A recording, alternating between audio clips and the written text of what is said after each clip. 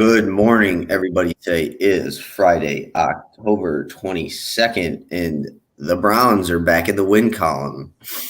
Tom, what's up, my man? Back with us on Friday after missing last week. Uh, What's Not much. I am just very tired. I had a long day yesterday with classes and doing projects and stuff. So that's why I hit the hay early last night, but I got some sleep. I'm ready to talk some sports and hear your bets. I know, I'm sure you're very excited for that.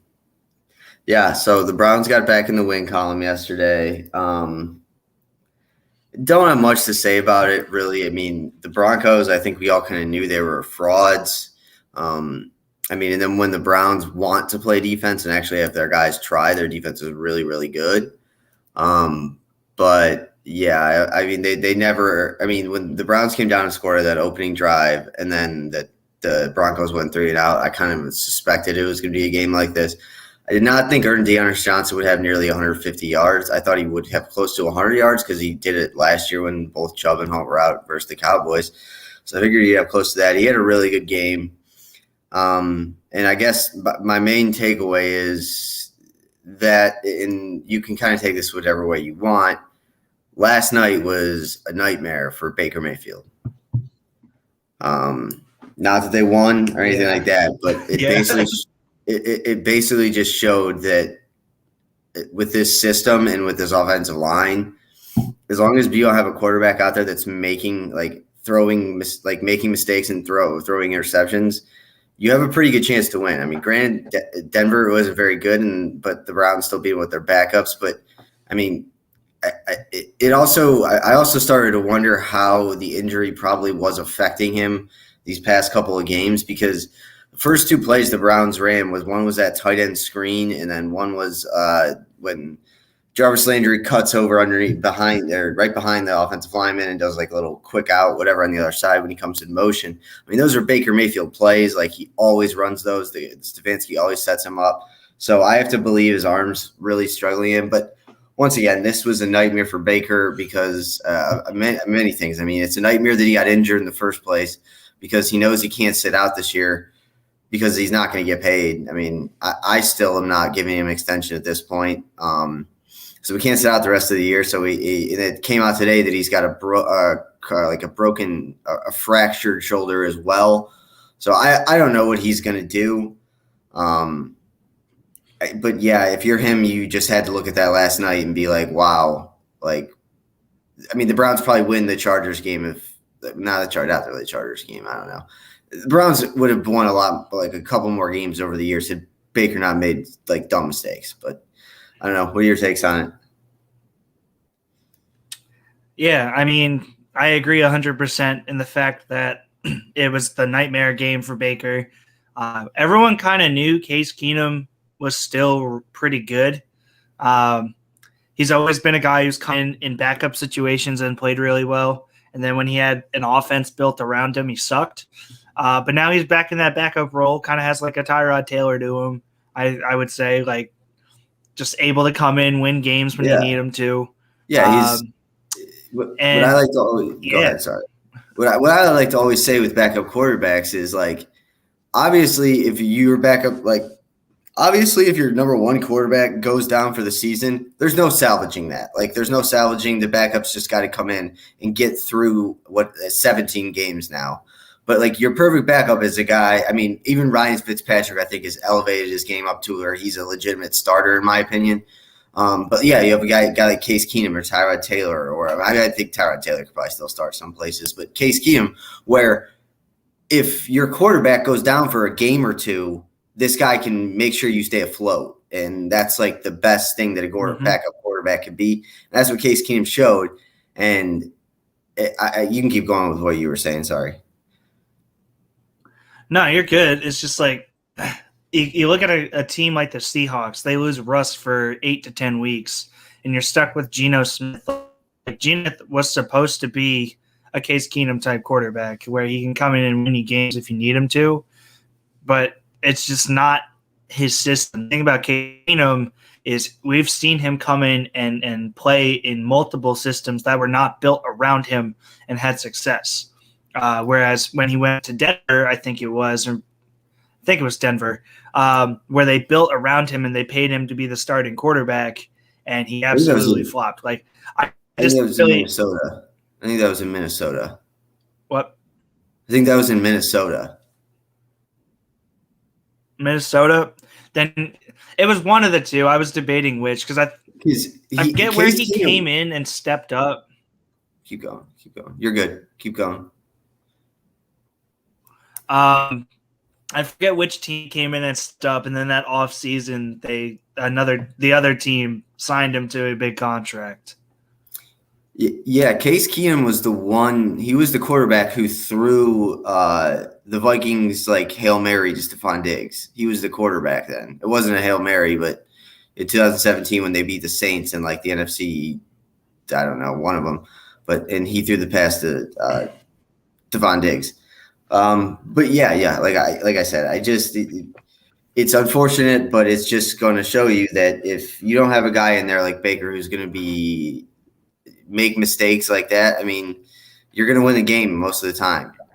Like I said, granted, Denver is not very good, but they also are coached by Vic Fangio, who is probably the best defensive mind in football. So I don't know. And the only other thing I really took away from the game last night. Oh, I forgot to say this.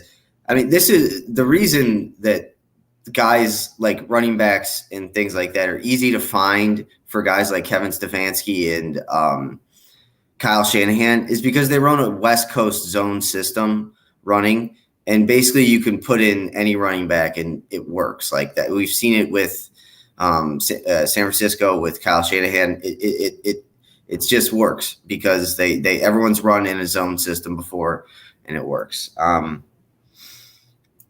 other than that, the only thing I took away for it is I'm just done with OBJ. I can't take him anymore. Like every single game, it's an injury. Every single game, it's drops. Like I was starting to take the side of like the Baker Mayfield kind of like if you were to take a side between the two, I was kind of starting to take the Baker Mayfield. I'm not fully in on the Baker Mayfield take, I guess, but OBJ is just he's a shell of himself. He's He's the only way I see him ever becoming anywhere near the player he once was, and will never be that again because he's getting older, is if he goes to a team like the Lions or I mean Pittsburgh at this point maybe, but like that have just no receivers, and he's going to be targeted 20 times a game because that's what he did with the Giants, and that's why he was incredible. The Browns are never going to be a team that targets one receiver 10 times a game, and at this point, every time he comes in the game, he just drops the ball. So it was a terrible trade. Looking back on it, well, it wasn't really because Kevin Zeitler isn't that great, anyways. But it was a bad trade, and I just. I think it's also. What'd you say? So I think he's also on the Ravens now. Yeah, he is. He's in that group of like. The Ravens have the weirdest offensive line. It's like a group of older AFC North players. I think Villanueva also is on that line as well, on the left tackle. So it's like a bunch of old AFC North offensive linemen. But yeah, like I said, I'm done with OBJ. Like he doesn't really draw the double teams anymore. It's becoming to a point where like if they're getting like I don't want them to trade him for picks because that's just stupid. I would like them to trade it for another wide receiver or a defensive player, in my opinion. But I'm pretty much out on him. I just don't. I can't hear his excuses anymore. He dropped another ball, played it on his hurt shoulder. Like, dude, you said 4 weeks ago you've been playing with the torn labrum for 10 years, kind of belittling Baker Mayfield when you said it. So I don't know what you're doing. But yeah, I expect this is fully going to be the point where Odell starts becoming an issue in the locker room. So, yeah, that I think about covers it. I don't really have anything else to add. Yeah, yeah. All right. So obviously, this weekend we have our college football. Unfortunately, this is what I like to call the calm before the storm. This weekend kind of sucks. Not gonna lie. Not a lot of great games, but. So everyone knows, everyone out there who's excited, the next 3 weeks after this weekend are going to be insane, especially if you're a Big Ten fan. You got the trio of Michigan State, or the quad of Michigan State, Michigan, Ohio State, and Penn State, all playing each other for not this weekend, but the next 3 weekends afterwards. So it's going to be awesome. But this weekend, like I said, not the greatest on there. So we are going to do maybe a couple mid-season awards. I'll do my top 10, who I would give the Heisman to, things like that. Pretty easy trivia question for the day, Tom. Who is responsible for more points in the college football this year, Bryce Young or Matt Corral, Ole Miss? I think it's Bryce Young. It is correct. Just considering it's up points like that. Yeah. I'm also just realizing that's in the comments and not in our private chats. Yeah, I know. Yeah, I saw that. Yeah, you can go ahead. That's my bad. Yeah, you can go ahead and switch your Wi-Fi. I'll keep it going out of here. So, yes, Bryce Young is responsible for more touchdowns this year, which actually kind of surprised me because I honestly thought it would be Matt Corral, considering he does everything for Ole Miss. But yes, so right now we're going to kind of get into some current events around the sporting world. So we're going to start with the NFL. Obviously, we talked about the Browns game. There are a couple pretty good games this weekend that I am looking forward to in the NFL. Let me pull that up real quick. So we got Cincinnati and Baltimore, which is big for me and the Browns, AFC North. I think Baltimore pretty much handles Cincinnati at this point. But and then obviously we got a couple other games. Chiefs versus Titans could be a good one. I don't see the Lions getting their first win. They do play the Rams, so we shall see. That's pretty much it for the NFL. So let's move on to, I believe, the NBA.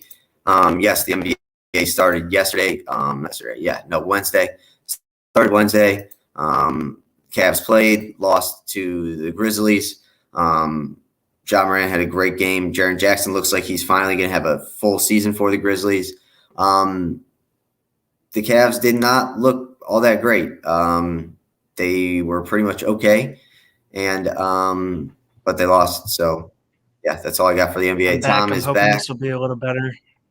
Yeah, like I said, we're not going to go for too much longer. There's a ton of not a ton of stuff to talk about, so it's all good. Just finishing up the NBA, Tom. Anything on the NBA, and then also one NFL game you're excited for this weekend, other than Jets. The game the game I think I'm looking forward to most outside of the Jet game is probably the Bengals Ravens. I just think that's going to be the best game of the weekend. I know we were sort of talking about it before the show, but this is just a really crappy week for a crappy slate for the week for the NFL. I mean, it's just going to be blowout after blowout. Yeah. So the line for the Lions-Rams games, this has got to be one of the higher lines in recent memory for AFL. The Rams are -16. So I guess it's still a 2-possession game, but it's still a lot of points, but whatever. The NBA, like I said, the Cavs lost. I don't really care. The NBA's, I'm not gonna lie. The NBA season doesn't really start for me until December. Honestly, probably on Christmas when they do the little Christmas Day games.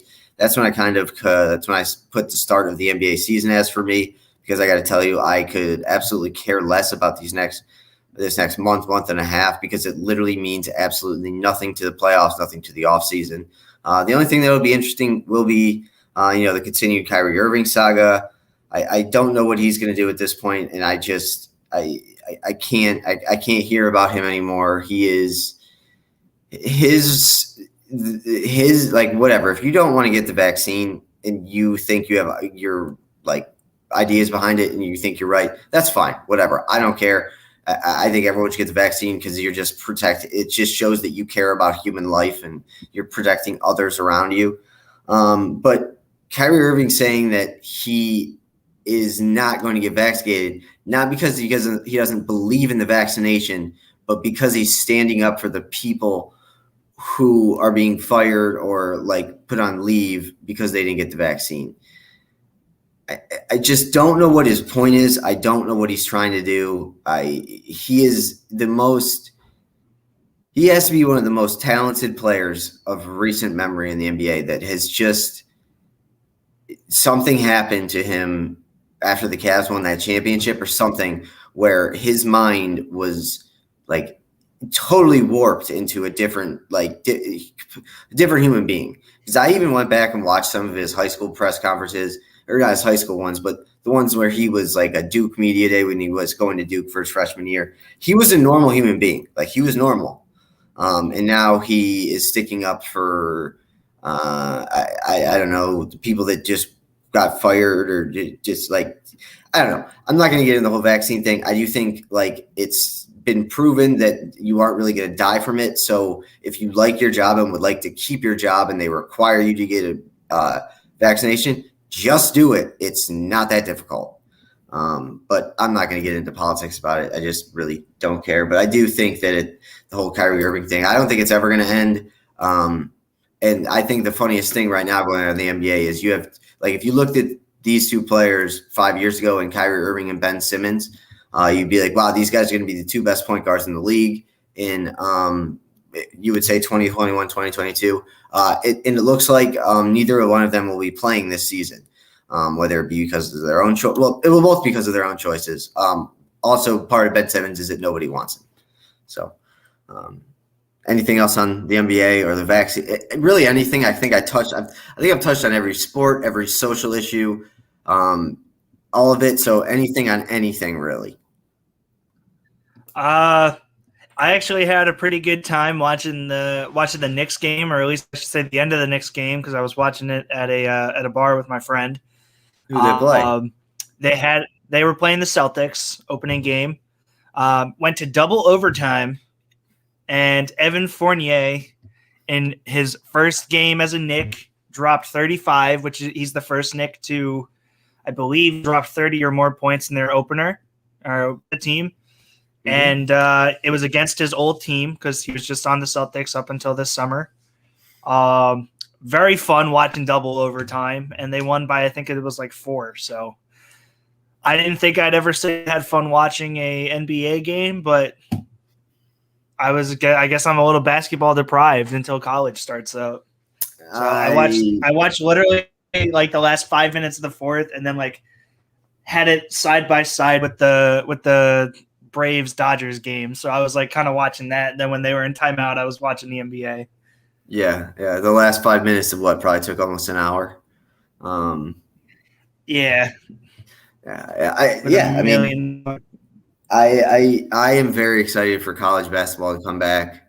Yeah. I haven't figured it out yet, but I'm just going to do a series of articles just trolling Coach K. I don't know how mean I'm going to be, how serious I'm going to be in the death threats. But I don't know. I haven't really thought about it yet, but I'm going to do something with him. It's still absolutely abundantly ridiculous that he's doing this for 2 years because the ACC doesn't have like concurrent scheduling, so he won't get to see every team this year. It's absolutely ridiculous. I hope he passes out on the court and doesn't come back. I'm done with him. I hate him. I do think college basketball is going to be awesome this year. I think one of the coolest things we're going to see is obviously you have Kentucky and Memphis with these young guys that they're awesome and everything like that, and Gonzaga now as well with Chet Holmgren, who, my God, I didn't think it was possible that he could look skinnier coming out of high school. He looked skinnier in Gonzaga's Midnight Madness thing. I think he weighs less than me and is a good, almost like a foot and a half taller than me. So I don't know what he's going to do. He's got to put on weight. They have to find a way to put him on weight. They have to. But then I think it's cool because then you have those young teams, like I said, Memphis and Kentucky, and then you have your UCLA, who is going to be, I think Ju Zhang's a senior. So Is he it's gonna be really? he's not a sophomore. He's not a sophomore. So I he's an thought upper he was a junior. junior. He might be a junior then. But Because still, he had the freshman year at Kentucky, and then I don't know. Maybe I don't know. I guess I don't really know what the transfer rules are in basketball, but he may have to sit out a year, but still be a redshirt freshman. I don't know. But yeah, I think it's going to be awesome to see a lot of these young guys. Once again, the biggest thing that sucks is Imani Bates. We'll get to watch him play all year with Memphis, and then he won't be able to go in the draft. That will be interesting because I'm sure they're going to try and petition him into the draft. And yeah, I don't know what I was going to say. Just got a text message. Sorry, my mind went blank. I'm sorry. I apologize. All right. Anything else from the NBA? I would like to. Honestly, I would He's like a to junior. see. Pardon me. He was a junior. I just looked it up. Oh, He was a sophomore last year. that makes sense. I think he tested the waters, but didn't hire an agent. Yeah, I do think the Knicks will be good this year. I just think they need to find someone who is a legitimate, has star power to play with Julius Randle, is what I think they need.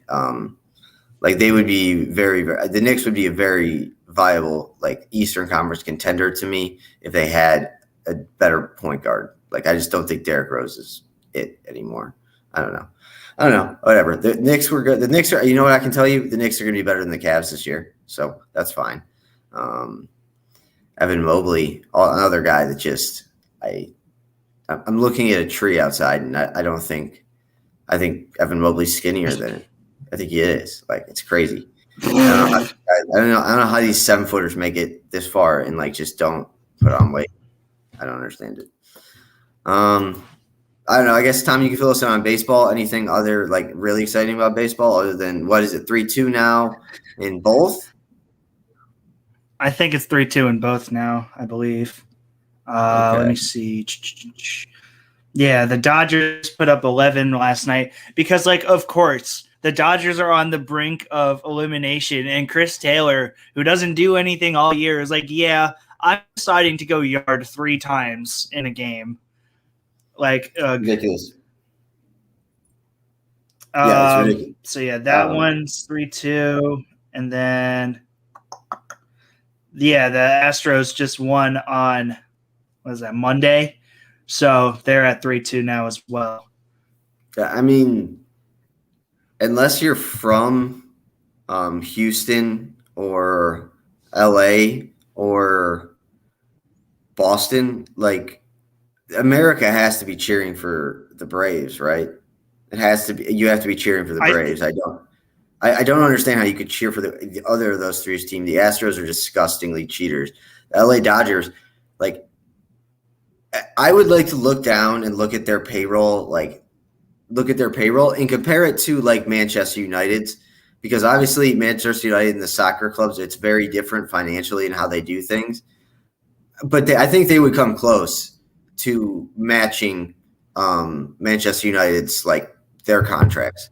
That's how crazy they went in the offseason. And the Red Sox, I mean, they suck. I hate them. They do these little runs, and then they'll be like, "Oh, well, we didn't even think we were." You know, I'm not going to get angry this morning. I think that there's only one team that I would really hate to see win the pennant more than the Dodgers, and it's the Astros. And the fact that they're 1 game away from going to the World Series pisses me off. I hate the Astros so much. I hate everything about them. I think everyone outside of Houston absolutely despises the Astros. And the Houston fans like suck it all in. They're like, "Oh, we're so good." Like, no, and I just thought of this on the fly, but now that I'm thinking about it more, it makes a lot of sense. They've kept that core group together for way too long now. I don't know how they've done it because those guys, it's odd. They lost their outfielder. They lost Springer. Yeah, but they still have Correa, Altuve, Bregman, that pitching staffish, but they're only keeping those guys together because they all know the secrets of the cheating.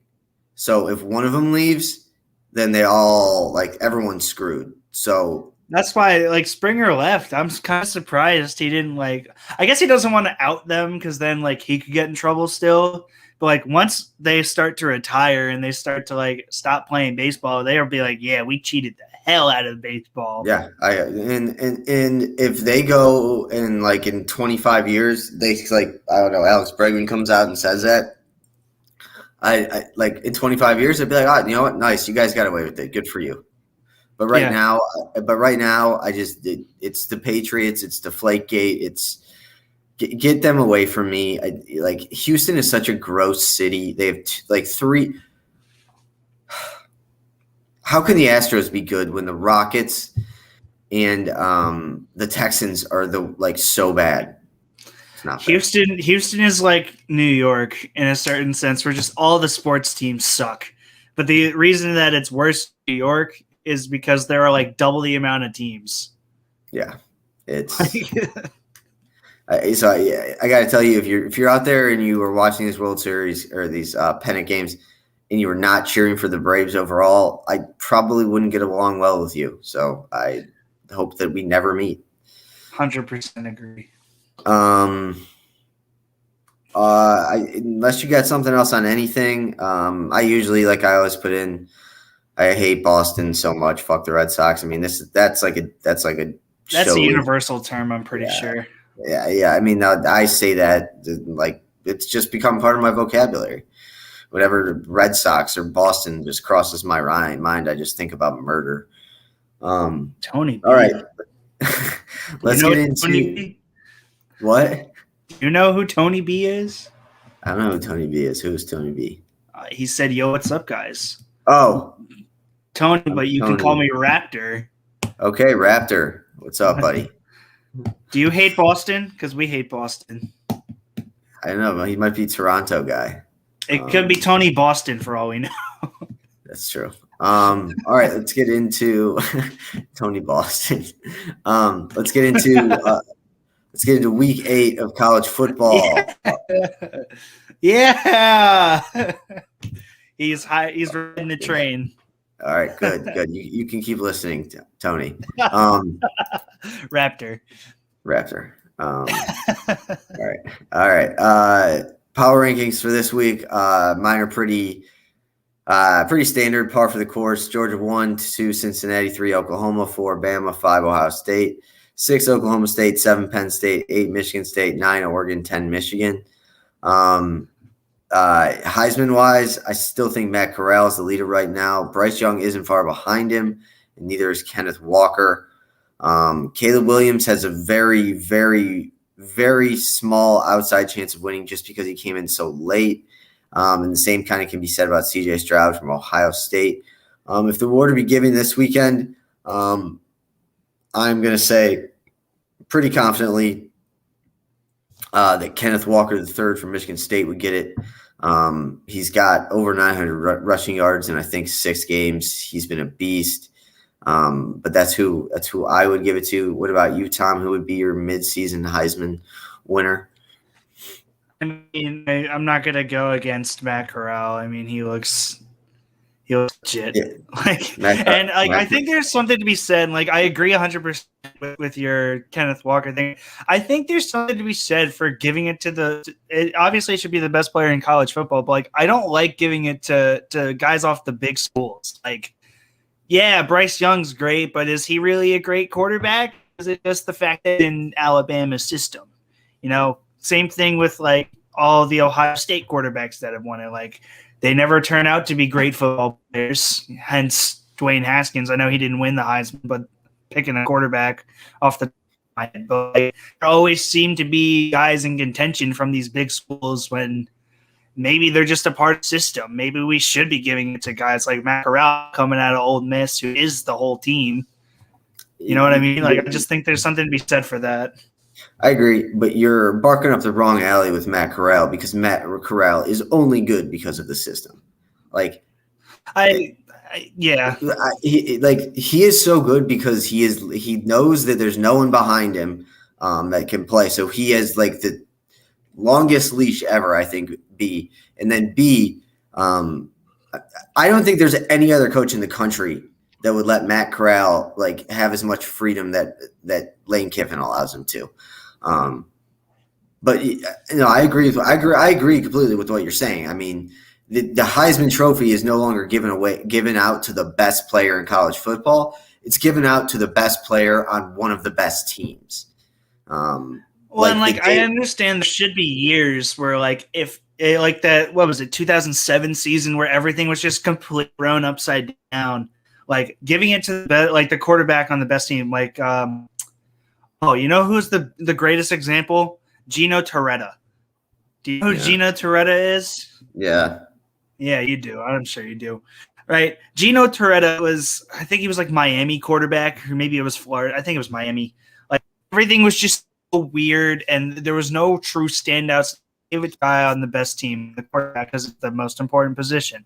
Like there are times where you can do it, but when you have like legitimate studs, kind of like this year, I argue giving it out to the best player is more important instead of just giving it to the quarterback on the best team. Yeah, I kind of agree with you in the fact that I think the Heisman voters, they give it till about halfway through the season, and then I think they cut it off. Almost like figuratively, they cut it off at the halfway mark for those guys that aren't on the star teams. Like some of them will make it, like a guy like Kenneth Walker, like he'll still be in contention, but then you'll have a guy like CJ Stroud or something. Well, no, he's at one of the big schools. I don't know. Breece Hall in the past couple of years, but he would drop out just because he's not at a great school and it's halfway through the season. So yeah, I agree. I agree, and I think we've talked about this as well. It sucks that there's not a defensive player this year because this is 100% of the year where they would have no issue giving it to the defensive player. They can make the case if Thibodeau was healthy, they could give it to him. It sucks that LSU is kind of terrible and Stingley is not playing great because I would have liked, there's a ton of guys that are really solid football players have been better this year. Yeah. You know what I mean? If a defensive player is ever going to win it again, it's probably going to be an edge rusher or a safety or corner, just because as like a linebacker and as an interior lineman, what are your stats going to be? Like what? Like 20 tackles for loss, 3 sacks. So they are up against it in that phase, like those guys in that positions. But I mean, a safety who if Riley Moss is able to keep up the pace he's going, where he's intercepting like 1.3 passes a game and returning like half of them for touchdowns, then that obviously is going to get noticed because interception's a big kind of a turnover. But yeah, Matt Corral. We were talking about the Heisman, right? Now I know. There are 2 things I kind of wanted to go into. So the big news, obviously with college football, is over the past week, Ed Orgeron is out at LSU. Unless you live under a rock, I think everyone saw this coming. He got very lucky and had 2 of the best coordinators in the last 30 years in college football with him when they won the national championship. And he also inherited probably one of the top 5 best teams of all time. But everyone knew it was coming. What I don't think people did know was how fucked up it was behind the scenes, which I do think people know a lot about it in the past. But the things with Orgeron hitting on women, bringing women to practices. Now, if LSU was winning, like if they were winning and still in the top 10, like none of that would matter. Like they would not care. That would not be written about. The women bringing their children to practice, like that would not be written out because if you're winning, it trumps everything. But obviously they were losing. And it really just seems like, because the whole story was that Ed Orgeron basically won the national championship, then got divorced or was like already separated, then got divorced. He's a national championship coach with a lot of money in his pocket. So yeah, he's going to go out and hunt the ladies. So he did, and that obviously bled into this. I think we've talked about it, Tom. I think he wanted to get fired. I don't. I think he's kind of done with this. I have heard rumors of him to Miami next year as the head coach, which makes sense. But I just don't know if he'll take another head coaching job right away. It's also a terrible PR look for Miami, but I really don't think they care. I think they would murder people to get back on like the college football radar. But yeah, I don't know. What are your thoughts on Ed Orgeron out at LSU, and any thoughts on who the next guy will be? Yeah, I think we talked about it a little bit earlier this week. I'm not genuinely surprised because he just has not looked or performed well since that 2019 championship team. But I was, I guess, kind of a little shocked in the sense that it's only been 2 years. But with all of the lady stuff going on, I guess you can call it, after the fact, like it's not as surprising. It still just feels like a very short time to move on from head coach. As to who it would be next, I have no idea, in all honesty, because I just don't know who's around, who's available, who can actually leave the school that they're any of that. But I also just don't know what LSU want to be looking for. Like there always is a certain vibe that they're trying to get from a head coach, but I just don't know what they're looking for. You know what I mean? Yeah. So the story with the coach is it's going to go like this. So the new athletic director at LSU is Scott Woodward. He was the athletic director at Washington when Washington lured Chris Petersen away from Boise. And then he went to Texas A&M, and he was the one who brought Jimbo on to Texas A&M from Florida State for that huge contract that he just signed an extension with next summer. But he also brokered that deal when he was at Texas A&M, saying that basically in his contract it says that there's a buyout for Jimbo Fisher if the school wants him out, but if he wants to leave, he doesn't have to get bought out at all. So all the rumors are now pointing towards Scott Woodward making the move to get Jimbo Fisher back into the SEC, back into keep him in the SEC, I guess, but bring him home to LSU. That is what is going on behind the scenes. I think the big thing with Woodward is he makes big splashes, like as signings. Like I said, Chris Petersen lured away from Boise State. Was first year when he got to Texas A&M, lured away Jimbo Fisher. The first thing he did, a lot of people probably don't notice this, but I don't watch a ton of women's basketball, but I watch some, and I do follow a little bit of it. It made a huge splash already this spring, signing Baylor's who was Baylor's head coach to the LSU head coach, women's basketball, Kim Mulkey. She's very recognizable. If you probably saw her, you would recognize her. So he brought him there. So yes, that is all the things going on behind the scenes. It seems like Jimbo Fisher will definitely get a call. It seems like James Franklin will get a call. I can't think of who else I said. Luke Fickell will probably get a call, but I highly doubt he's leaving the Midwest. So it's going to be a big job. And if there's anyone that lost through all of this, it's USC, because they're going to have to be picking second now. LSU, and you can try to persuade me if you want to, Tom, but you're not going to. LSU is a far and away much better job than USC's, basically because Louisiana, LSU doesn't have to compete with anyone in Louisiana, whereas USC, you got UCLA, things like that. So any thoughts on that? You agree? I agree 100%. Yeah, I agree that LSU, to me, is a much more desirable job. And I understand that you're in a harder conference, but I think part of the you're not playing in what's USC in the Pac-12. You're not playing in the Pac-12. You're playing in a legitimate conference where some teams where if you have success, you'll be recognized for it. Whereas if you dominate as USC, like, yes, you'll get recognition because you're the coach of USC and everyone knows USC. But it's not – I think it's a greater feat to win at LSU than it is to win at USC, I would say. Yeah, so obviously we'll be updating everyone on that stuff, but it's going to be interesting to see where that goes. Like I said, I don't think Orgeron gets back on the sideline next year. If he's smart, he takes a year or two away.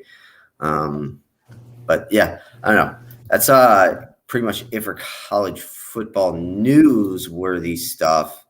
So let's get into some of our mid-season awards. These are pretty much just, boilerplate, pretty simple. And then we will do some predictions for the second half of the season. I will give out my picks. I don't know if Todd has any. Maybe I'll read off some picks for him, or you can. Tom, you can read off your sheet if you want to. All right. My what? Yeah. Before we do that, let's start up with the coach of the year at the halfway point. Tom, who you got? I mean, personally, I would give it to Fickell. I think he's Cincinnati's coach, right? Yeah. I'd give it to him. Yeah.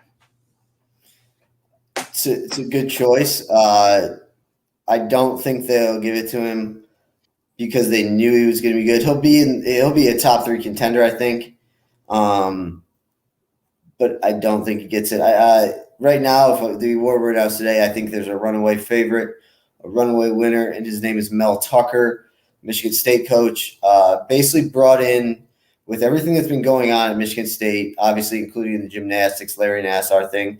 And then on top of that, Mark D'Antoni, the old coach, Mark D'Antonio or Steve D'Antonio, I can't remember his name. He was having players getting arrested, things like that, putting shit under the rug. Mel Tucker comes in. Last year, obviously, wasn't the greatest. Brings in 20 transfer players over the offseason. They're 6-0. I think they're better than their in-state rival, Michigan.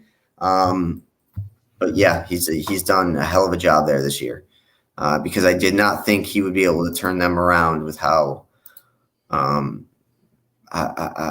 poor, how bad everything is. I skipped over one thing. I couldn't remember how I was going to I couldn't remember that I was going to bring it up. So obviously, the race is on for Arch Manning. Do you have any theories yet where you think he's going? That is what. Do you know what schools have offered him yet? Can you give me like a list? Well, he's okay. I'll make this easy. He's obviously been offered by every single school in probably the country, but you know what I mean. But so from what I've read and what I've heard, his top 3 right now, they're all SEC or will be SEC: Texas, Alabama, and Georgia. Not surprised. The leader right now is supposedly Texas. Because apparently Arch Manning has a very close connection with Sarkisian, and they are coming to the SEC. So wait, you're cutting in and out when you're talking to, at least for me. What did you just say? He has very close what? He has a close relationship with Steve Sarkisian. Oh, gotcha. Corey. Yeah, I saw that too. What's up, Corey?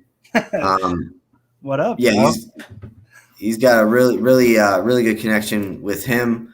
He was in Texas this weekend for the Texas loss. He said he had a great time. I think it eventually comes down to Texas and Alabama. I think he ends up going to Texas unless they fall off the map here. But it should be interesting. And it's also, I don't know if you've seen pictures of the kid or looked at the kid. He does not look like a 16, 17-year-old. He looks very young. And it's, yes. Well, I wouldn't say whooped on the Broncos, Corey.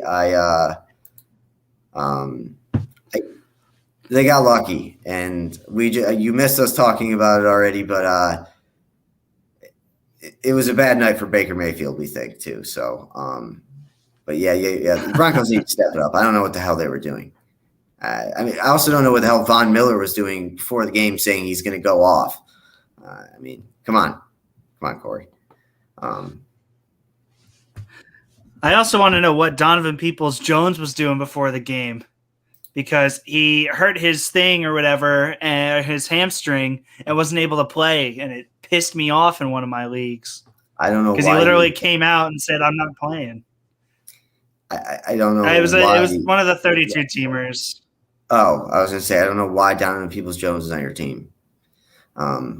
He was on one of my 32 teamers where I'm struggling for a flex player. That's why you just don't join leagues with 32 teams. I'm leaving after this year, I'm pretty sure, at least in one of them. I did. Tom did warn me, and I did change. I think I made changes to my rosters this week. In the Pirate League, it's just becoming a formality. I'm too good. Like I said last week, oof, that's rough, Corey. I'm sorry. That is unfortunate. That sucks. Oh man. Corey, you also missed it. We also talked about Odell earlier. I basically said I'm done with him. I just can't have him dropping passes, and it seems like all he does. And I also said this seems like the time where he starts creating problems. D. Thomas. Who's D. Thomas? D. Thomas. That's a D'Anthony Thomas. I mean, I remember Demaryius Thomas, but geez, that guy's been out of the league forever. Can we give him the nickname of the Road Runner? I don't know what he's talking about. But yes, all right. Back to college football. We do have to finish the show at some point.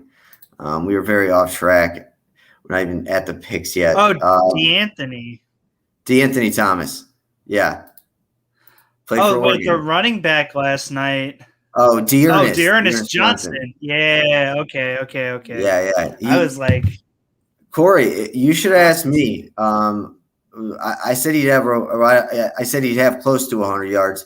He started last year when Chubb and Hunt were out versus the Cowboys, and he had I think a 95, 98 yards rushing. So I knew this was kind of coming. He's pretty good. And his new nickname is Roadrunner. We're going to call him Roadrunner. So we'll call him Roadrunner. D'Ernest Johnson is Roadrunner. Corey, C-Dub has now dubbed him as Roadrunner. That's the phrase. Okay. C-Dub has dubbed him Roadrunner. Biggest surprise and biggest disappointment of the year so far? I mean, if you're going with Michigan State as the coach of the year, I mean, you could say they were the biggest surprise, I would say. That's fair. That's fair. His picture is funny. Is it? I haven't seen it. Just go on Sleeper, and I think Anthony has him in the Manziel League. So go to my game, and you'll catch him, see his picture. But yeah, biggest surprise was Michigan State, I would say, I guess. And then biggest disappointment, I mean, I don't even know. Biggest disappointment. This one's pretty easy, Tom. I gotta look. Okay. I'm not in the headspace. Okay. Biggest surprise. I'm going to go with two teams, and I'm going to say BYU and Cincinnati. BYU is a little bit more surprising. We all thought they were going to take a step back. But I am also surprised that Cincinnati has been able to keep winning like they have. I took the over, and I'm taking their game over this weekend. They know they need to score style points to get into the playoff. I am probably going to Corey, good answer, but also incorrect. You guys are missing the biggest. He's my favorite. I'm going person. with A&M as my disappointment. He's my favorite person. I don't know how you guys didn't get this. Clemson is the biggest disappointment in college football. Oh, yeah. They started out as a top 5 team. Now they're unranked. And you know what? I'm not even going to rub it in because I don't know how you guys didn't see that. You didn't see that coming. I hate Dabo. Okay, this was an interesting question that was brought up the other day, and I guess I'll ask you because you're more in the middle on Dabo, I think. I don't think you like him, but you're in the middle more than I am. I hate him. Do you think at a Pac-12, Big 12, Big 10 school, basically not the SEC or the ACC, would Dabo Swinney's little God act and like holier than now act, would it work anywhere else but the ACC or the SEC? Maybe in like one of the lower end SEC teams, like down in the South there, where you can get like the Sunday school boys. Yeah, no, I said, like and that's a very strong maybe. Yeah, no, I see. I think wherever he would go, I don't think his shtick would work. I don't. I really don't. I don't, and I'm very happy about that. I you know what? No, I don't even want to give him that right to die like that. But yeah, I hope they keep losing. I hope they keep losing. Also, people, do not be fooled for betting this weekend.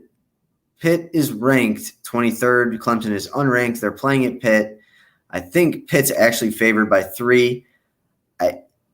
I would stay away from this game. I'm not going to touch it because that's just asking you to take Clemson plus the 3 points. Tom, you have a question?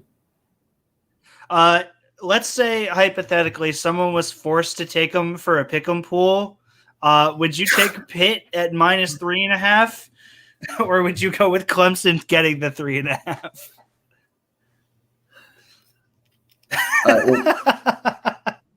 All right, we'll come back to that one. Just bring it up. I need to look up injuries or something. I need to look up something. All right. Hypothetically speaking, of course. We don't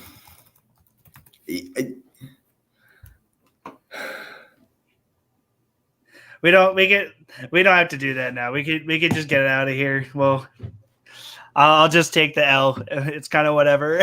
No. I'm not even doing that great in the pick'em pool. I'm pretty sure I'm shooting like 50%. I see. Then I think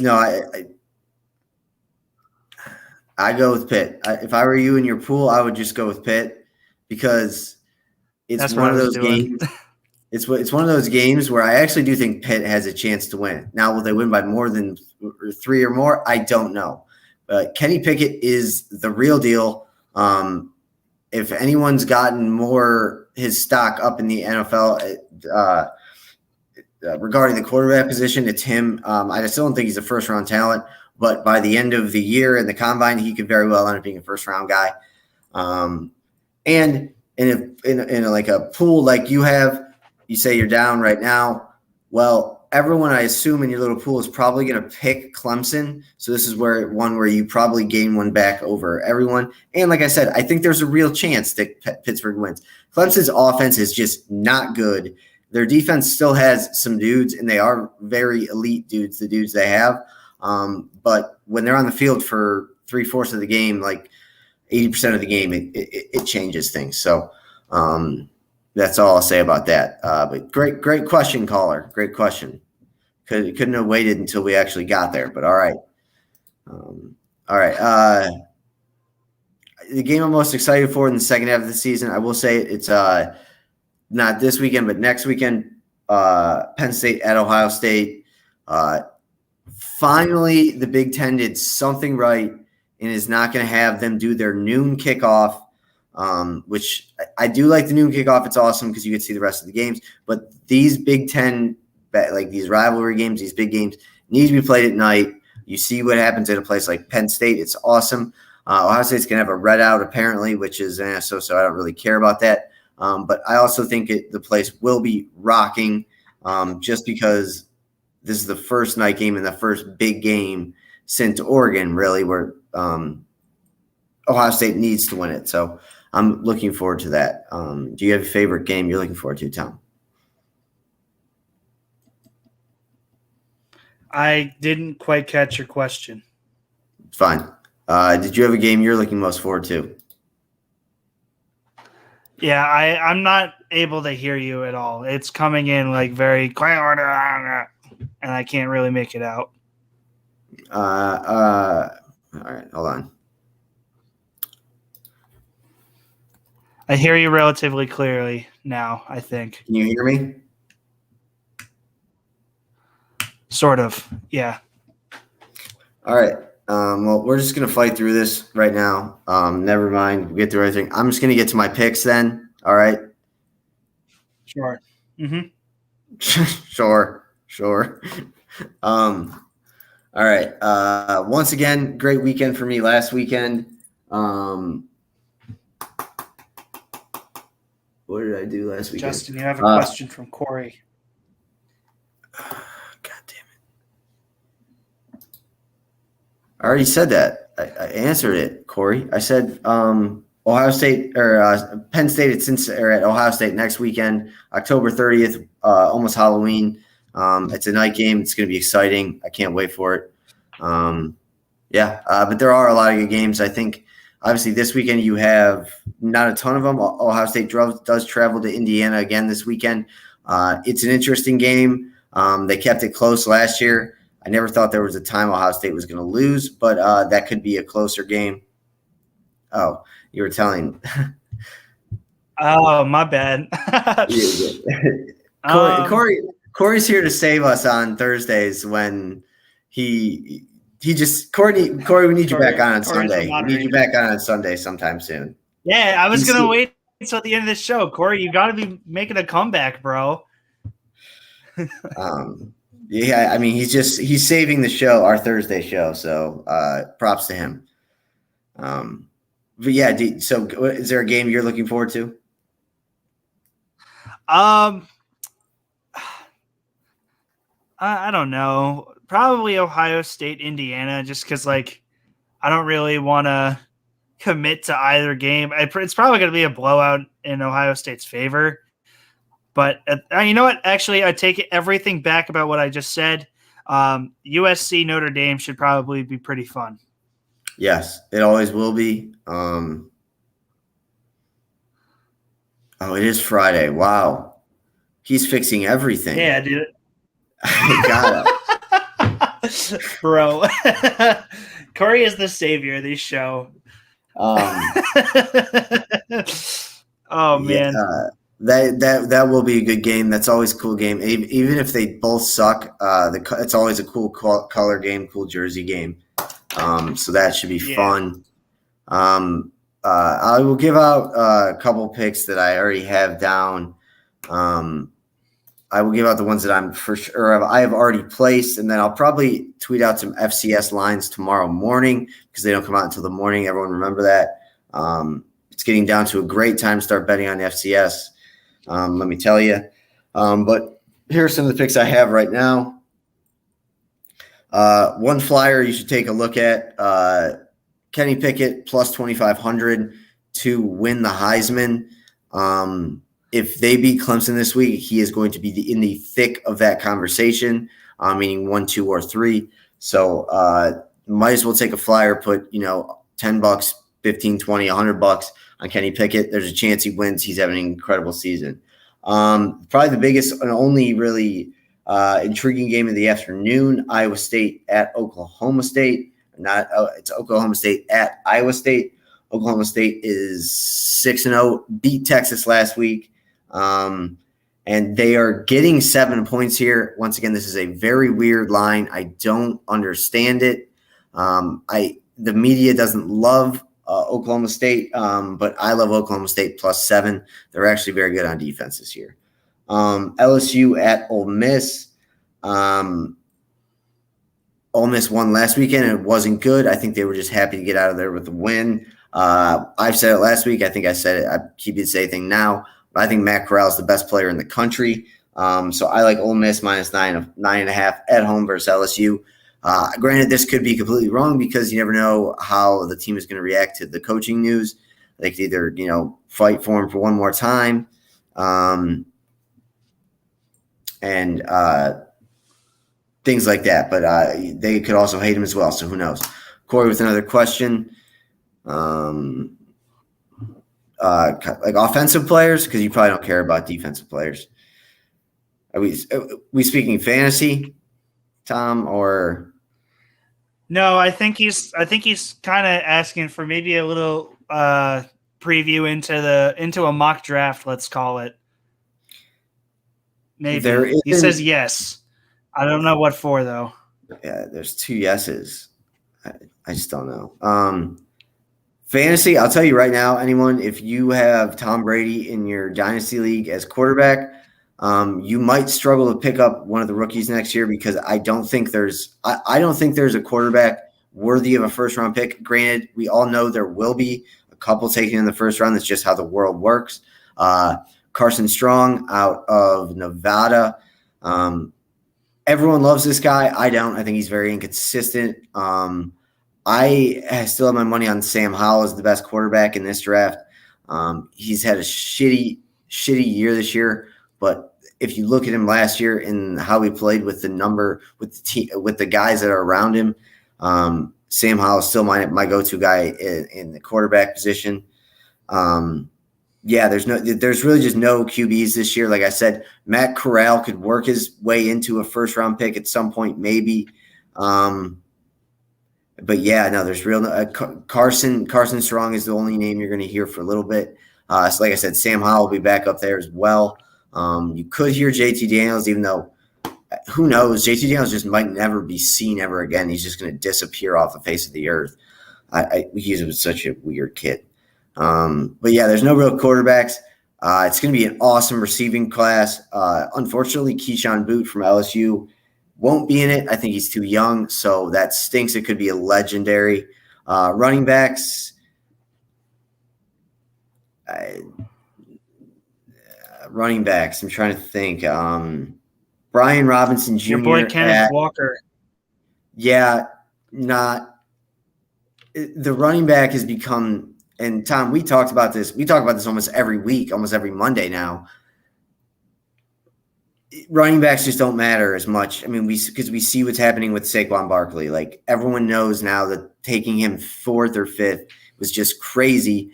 I think the Steelers got Najee Harris at a perfect spot for the most part. Not too early, but also not luckily late where he fell to you. He was just kind of there when they wanted him. He needs to start having a fucking better season, though, because he sucks for me. But, yeah, not a lot of RBs. TreVeyon Henderson at Ohio State's a true freshman. Got 2 more years, especially for that. We lost Tom. Some of the wide receivers. Okay. Wide receivers, obviously, you got the 2 from Ohio State, Garrett Wilson. He's going to be a better pro, I think. And then Chris Olave. Olave is a senior, so he's definitely coming back, Olave is a senior, definitely going to the NFL draft.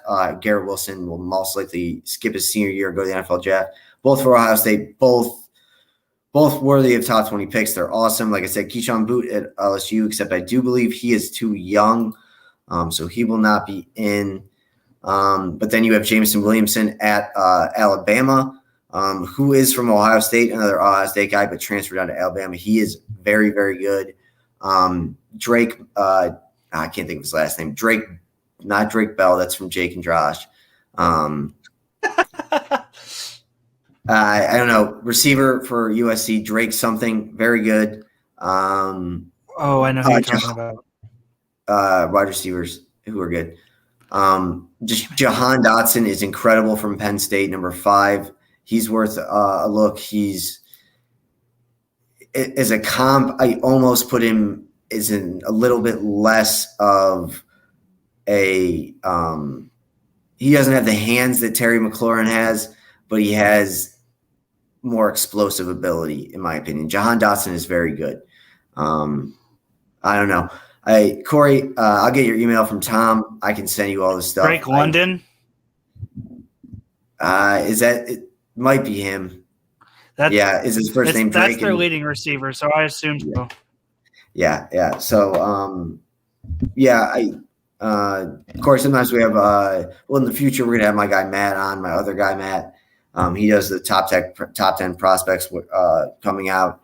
The top 5 you're gonna want to know: Derek Stingley.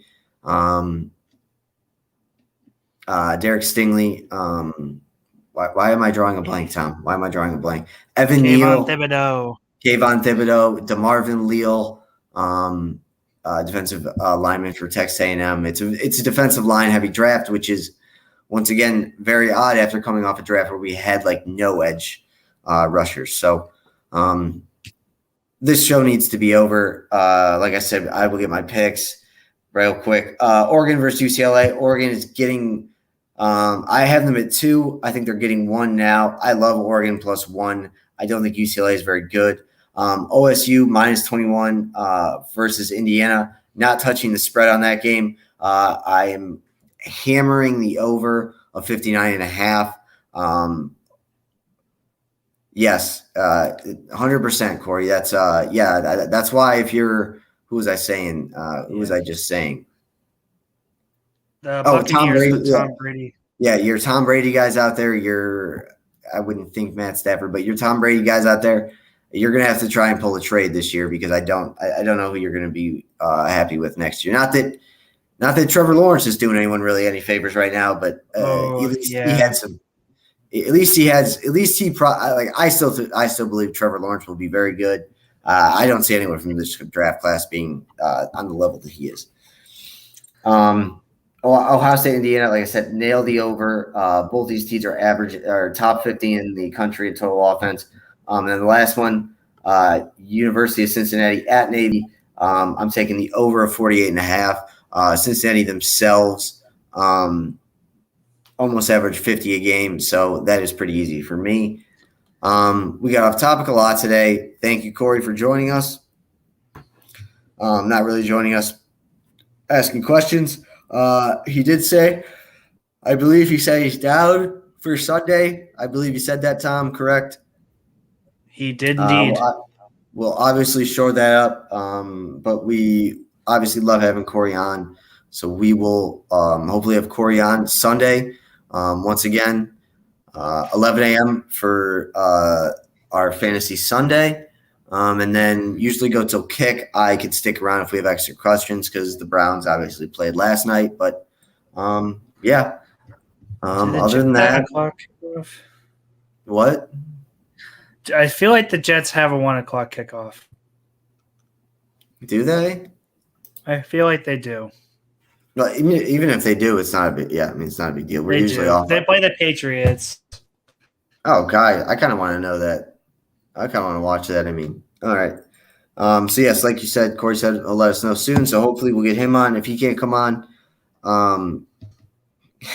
great cut, great cast. Thank you for coming, Corey. Thank you for joining us. I don't know where I was going. Close out. Yeah. So Sunday, join us. Oh yeah. If we don't have Corey, we'll probably have Asher. Or hopefully new. We don't know. Yeah. It's really up to Tom. It's Tom's show. But I was gonna say something else too. It's completely drawing a blank on me. All right. Well, we're done.